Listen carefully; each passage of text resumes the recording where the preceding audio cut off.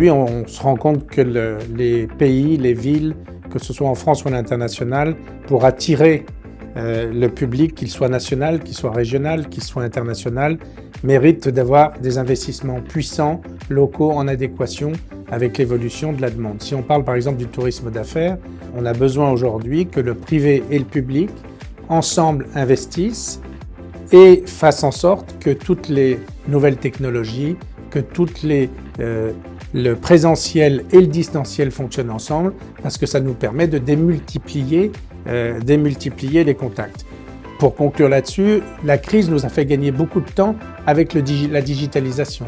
Donc ça, c'est très profitable pour, je dirais, le développement du tourisme d'affaires en France.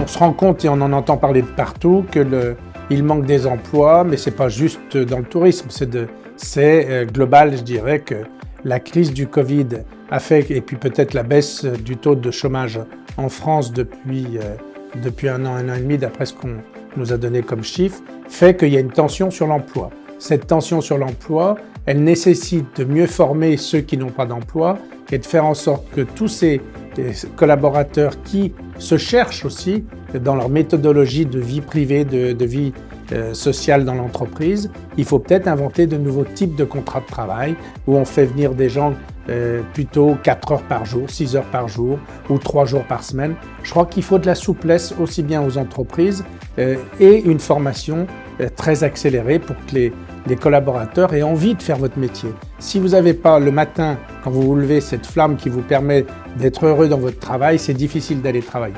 Donc, à nous d'être attractifs, les entreprises, pour que nos collaborateurs soient plus envieux de venir.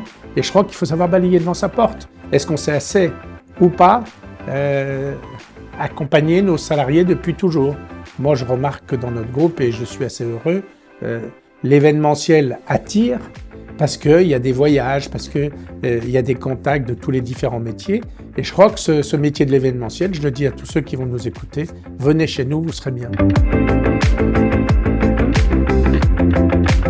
Je crois que les régions aujourd'hui ont des outils. On le voit par exemple avec la région Auvergne-Rhône-Alpes. On est associé avec eux dans le développement du Zénith et du parc d'exposition de Clermont-Ferrand. On investit dans une DSP, ils investissent aussi. Je crois que ces investissements et ces dossiers, c'est soit par appel d'offres public lorsque c'est la gestion avec une concession. Et par ailleurs, je prends par exemple le Matmut Stadium de Lyon, on investit dans le sportif et l'événementiel en même temps, eh bien on va avoir la région qui va accompagner en fonction de certains pourcentages, certaines typologies d'avancement qui sont prévus dans les textes. Donc c'est assez normatif comme relation avec les régions, et les régions, je trouve, accompagnent fortement les investissements de partout. Nous, on attend, au même titre que de l'État et je veux dire de la Caisse des dépôts, on attend des régions des accompagnements de financement.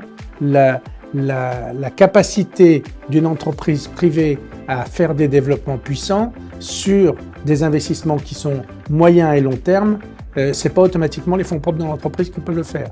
Donc, vous avez des outils, la région, vous avez BPI, vous avez la Banque des Territoires, vous en avez plusieurs, qui font que les entreprises aussi peuvent faire appel à des fonds. Je crois qu'il faut savoir tirer tous les tiroirs pour faire en sorte que les projets avancent. Et puis après, il y a aussi le fait, et ça, il faut que l'État et ses méthodes de financement ne se trompent pas, les entrepreneurs ont besoin de garder le contrôle de leur entreprise si on veut qu'elle soit longue et qu'elle soit grande demain. Et c'est le sujet des ETI en France.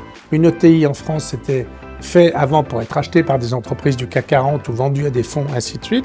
Il faut savoir les pérenniser beaucoup plus que comme dans d'autres pays comme l'Allemagne, l'Italie et même l'Espagne.